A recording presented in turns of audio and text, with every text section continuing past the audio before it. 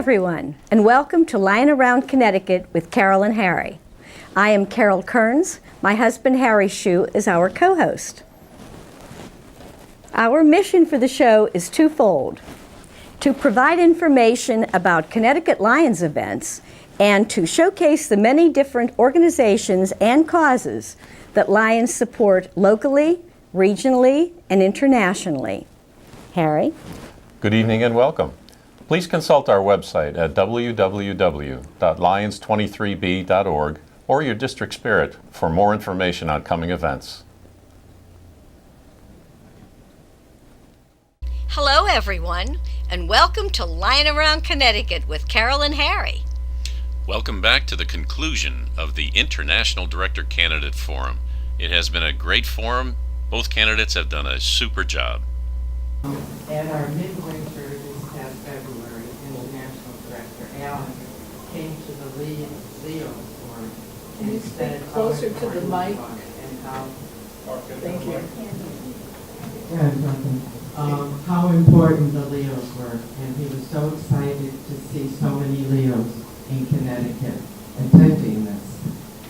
We say that we need to teach the young people service, and the Leos, when they join it, they understand what it means to give service and what the Lions do.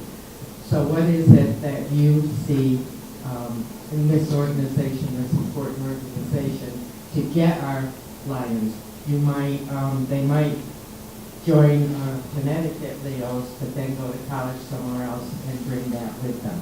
So what is it you look for our youth and our Leos?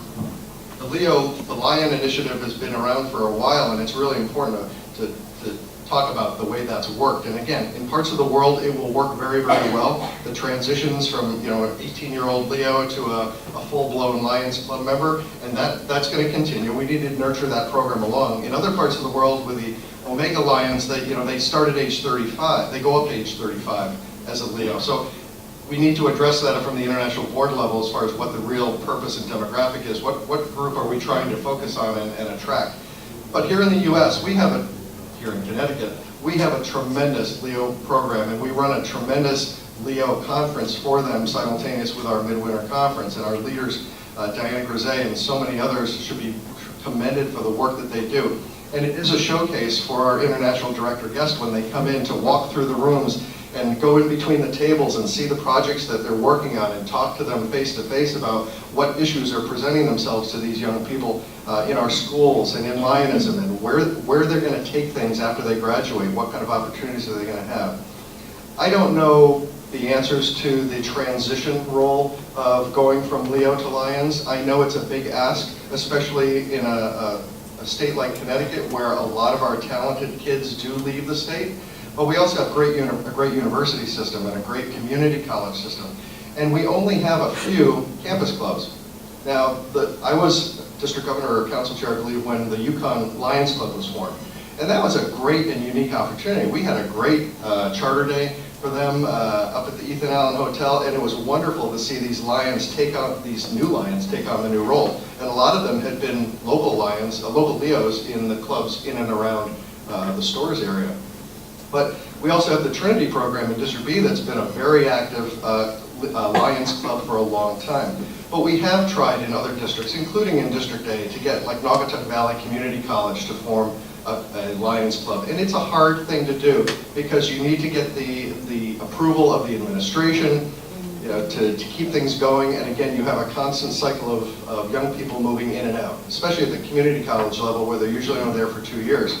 At the four-year institutions like Yale, why isn't there a Yale University Lions Club? Don't know the answer to that. It's something that should be pursued every year. Every governor should focus on something like that because of the quality of the education, the quality of the students that are there, and the focus on community service that our Leos take with them from their years in high school as a requirement for graduation. They're going to be looking to fill a void when they get to the college level. So I think it behooves us to make sure that we continue to promote campus clubs throughout Connecticut at all the institutions that we have. Every time I think about Leos, I think of Blanche Sewell for District B and Diana Grisey for District C. They have put so much into the Leo's Club. We have one of the most strongest Leo's Club in, I would say, in the United States, within our own state of Connecticut. We have done a lot. In fact, I really like the fact that now the colleges asking the students to have so many hours of community work. So that really helps them to go to the next step. And Leos is very, very helpful for them to make that transition.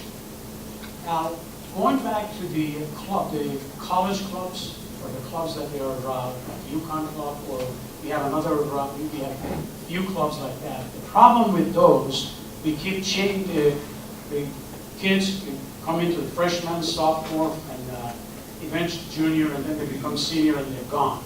We have a huge turnaround. I mean, we lose so many college students because of that. But Leos are a great transition, going from the Leos to the Lions. And it really doesn't matter where they're going to be ending up as a Lion, as long as they do become a Lion. Because they're taking those experiences to become a Lion at some point in the future. Thank you. Just know in this room that if the candidate that wins in Connecticut and New England, they get to the international convention and not be chosen. It's critically important that we choose someone that will be chosen by international, or we will lose our spot. What makes you think you are the better candidate, that if you should win, you will be put forward by Lions International? I go back to my experience. I have 25 years of experience as a Lion. I have been a past district governor. I have been a past council chair. I have been a global membership team for our multiple district for 3 years. I have done a lot of work with the Lions. I know many international directors, current and the past international directors in New England, or even outside of New England. During our conventions and midwinter conferences, the state conventions, we always have international director coming up, and we get to know them, they get to know us. I'm in contact with a few of them, few people that from New England also. I believe the most important thing is we need to do something. We represent the Lions of Connecticut. I know we're going to be also working with the Lions International. Lions of Connecticut, to me, come first. That's why I said in my brochure, if you'll read it at the last page, I'm going to have town hall meeting before I go to the board meeting. I want to hear from you. I want to hear from all the Lions, like you are asking the questions. I want to hear, what is it in your mind? What changes do you want to see in our own state of Connecticut? What changes do you want to see globally? I think that's huge, that's important. We should always think the state that we're working first. Then when you win, the next step is, then you go to the New England. And of course you got to visit their conventions, either state conventions or their midwinter conferences for Massachusetts, New Hampshire, for Maine. All these states you have to go in there and talk to them, because you're also representing the New England Council. And I have sat in it as a district governor and past council chair, and the global membership team for our own state of Connecticut. So first comes into me Connecticut. Connecticut comes first, and then the Lions International. And as I said before, I talked to many international directors, and that's what they have told me. First, you're going to win your state. Once you do that, then you have plenty of time to talk to the other international directors and going to the New England Council. But I think, don't forget about our own state. Just think about it. Lions of Connecticut comes first. Together, we can see the possibilities. There's no doubt in my mind that every experience that I would take with me to the International Board is driven off the learnings that I've had from the Lions of Connecticut. No question about it. Most important part of my education in Lionism, the mentoring that I've received, has been based right here within this state. So that will never be an issue. That will never be not first and foremost in my mind when I'm sitting on the International Board. But to have the unique perspective of the learnings of past international directors, past district governors throughout New England is a real advantage. It's really important to know what issues are impacting the Lions Clubs of Vermont, what's impacting the Lions Clubs of Rhode Island, what's going on within the state of New Hampshire and Massachusetts and Maine, and what are their concerns? How can you share that?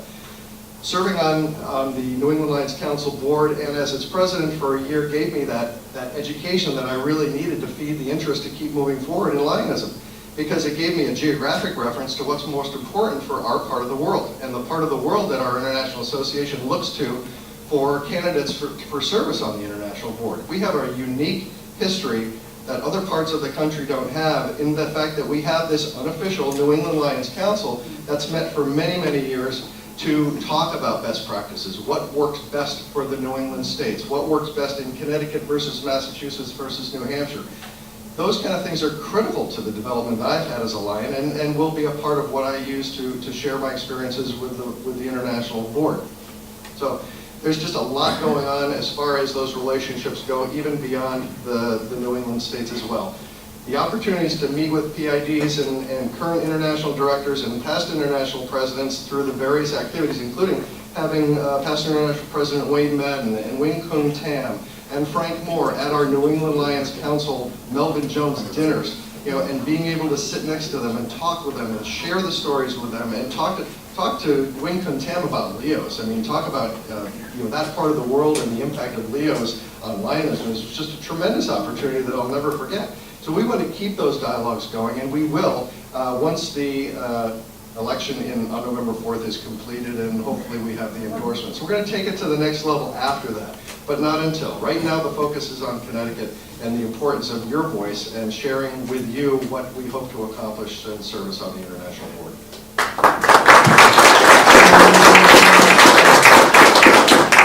I had promised to get you out of here at 11. No question. Is everybody okay with one more question? I want to know what your passion is.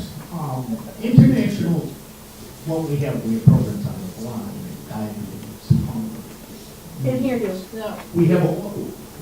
I wanted to know their passion. LCI, we have numerous programs. The blind, diabetes, measles. What I want to find out is which one or what turns you on. What is the one that you're looking at? You can make a difference, or you want to try to make a difference. All right, my favorite color is purple. Always have been.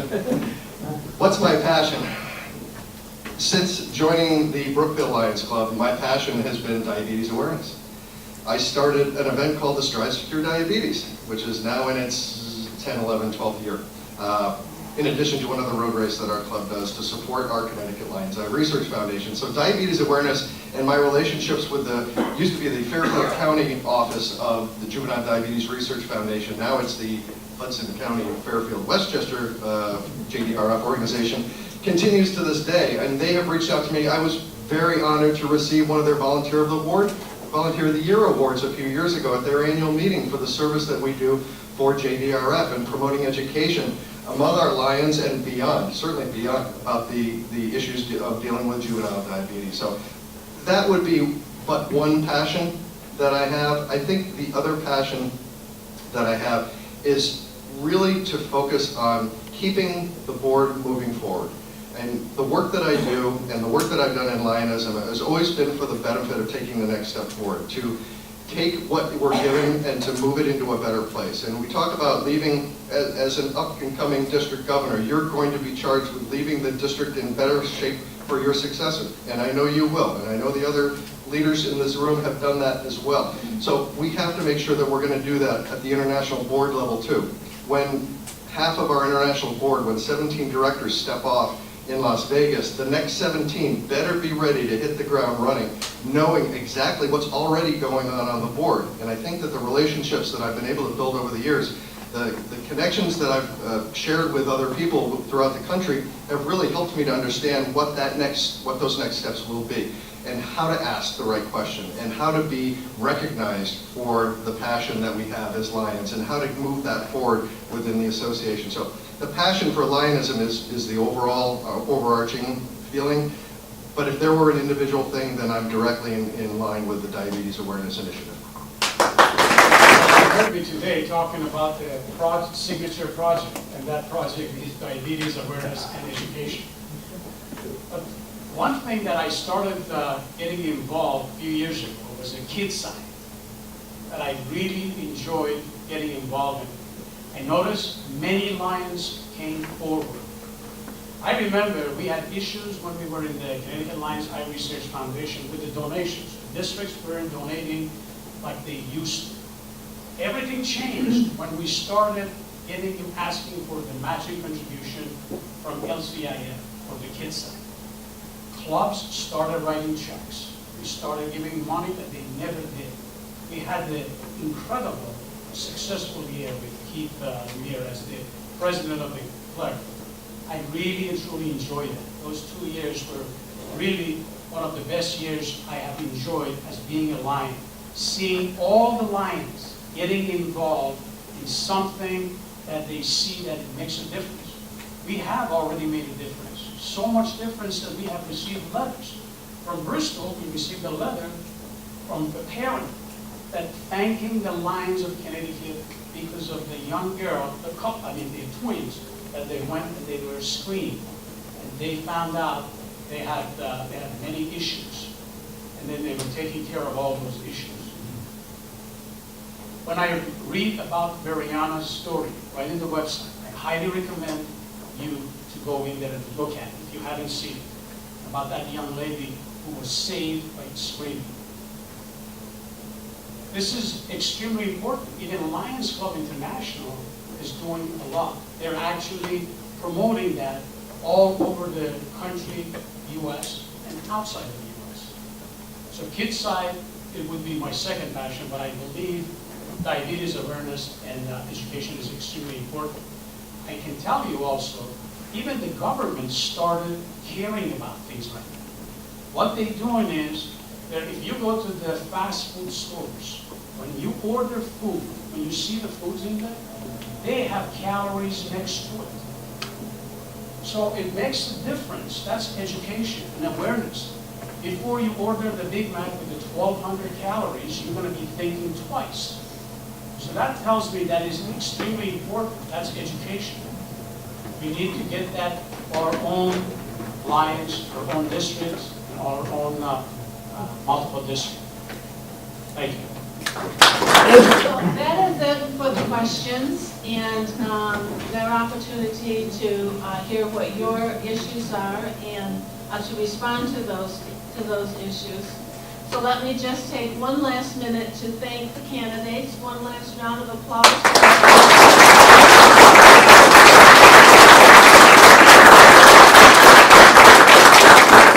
I also want to thank my moderator, my brother governor, George Del Petro, and our timers, Ed Benton and George and the sergeants at arms. They did a fantastic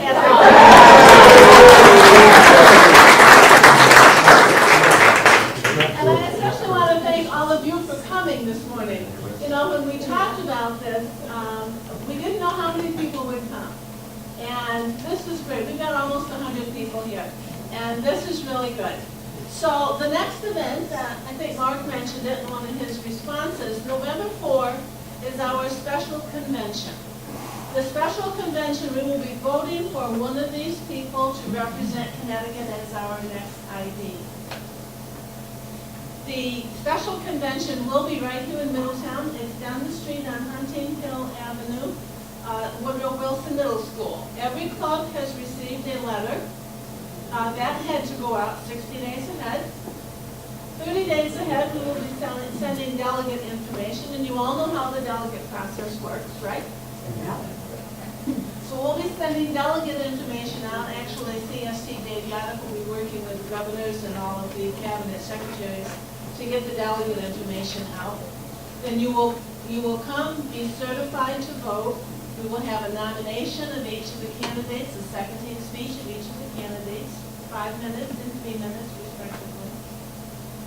And then you will vote.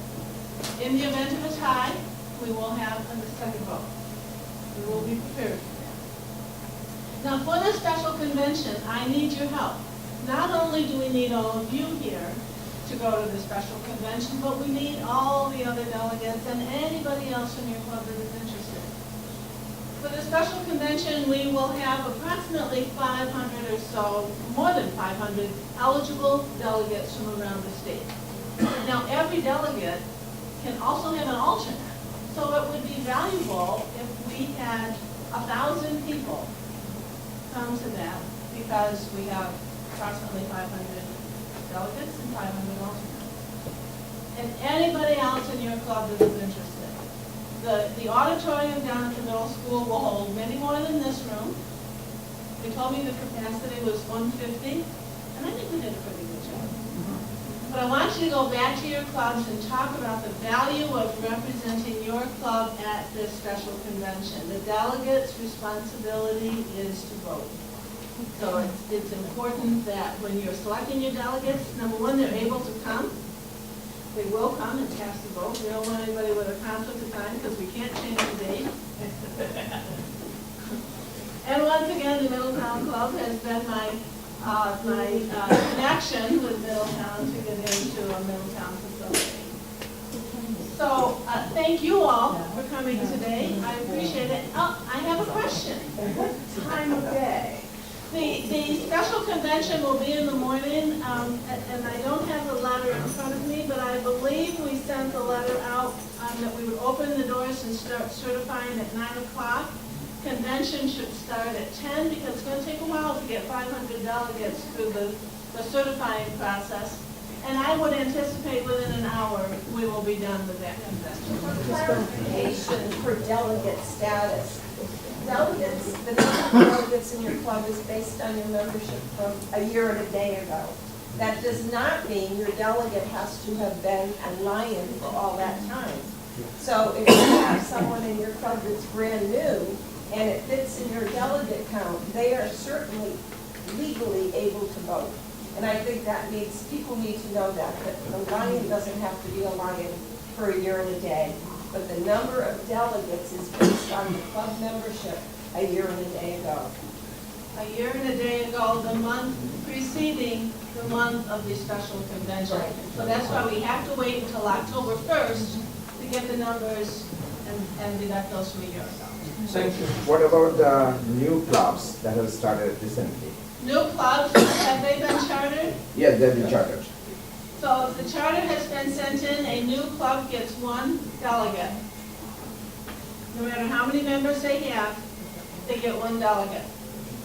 And my Everest Centennial Club is in the back as well, right behind you, Shockett. Yes. You get 1 delegate again, just like you had at the others. Yes, that's great. I'm excited. Helen. We're working on getting a bus starting down in the foot of Connecticut to come up to this. Anybody in A want to jump on our bus? For We'll be November working on 4th. it for November 4th. A bus for November 4th, good idea. We will need some committee people. I've asked the governors to come up with some names for committees. We need a nominations committee, and that committee will review the qualifications of the candidates. That will be done before the special convention. That committee will be making a vote, and every district needs to be represented on that nominations committee. The credentials committee will oversee the certifying of the delegate. For a special convention, the CST is the chair of that credentials committee, and all the district governors are on that committee along with me. We will have an elections committee that will count the votes at the end of the election. So that's an important group. And each candidate, besides the candidate candidates, the committee members that come from the district governors, each candidate can put a person on that elections committee to help oversee them. And then there's a rules committee. We have some standard kind of rules that we use for special conventions that will be given to the committee members, and we will get that updated. We also will have sergeants at arms at this special convention because you're such an unruly crowd. If we were, I would volunteer. Put him down. Put him down. Shock it. There you go. Any other questions?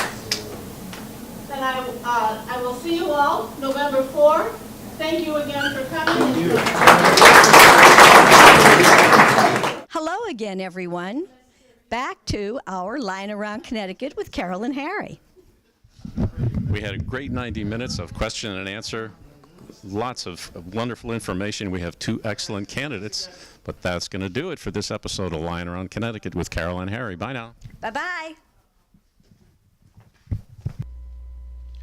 We'd like to leave you tonight with a short video by past International President Frank Moore that describes LCI's relationship with the Gates Foundation.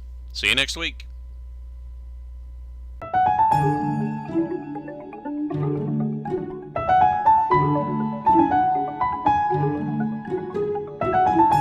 Part of the background to our partnership with the Gates Foundation actually came out of Campaign Site First 2. We had approached the Gates Foundation for contributions and to assist us in our fundraising efforts for Site.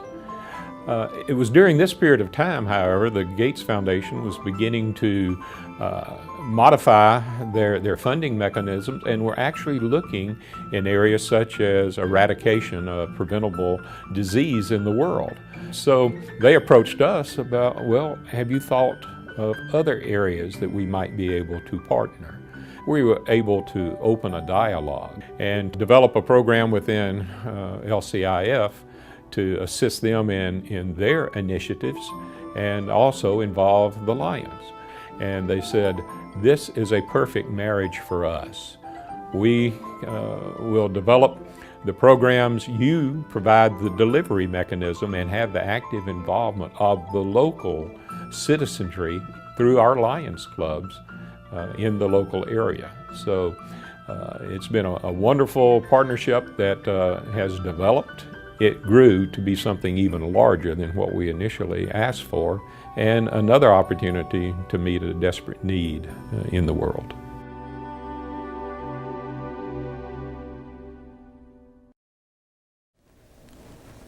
We hope you enjoyed our show this evening. Tune in next week for another Lying Around Connecticut with Carol and Harry. Good night. Bye-bye.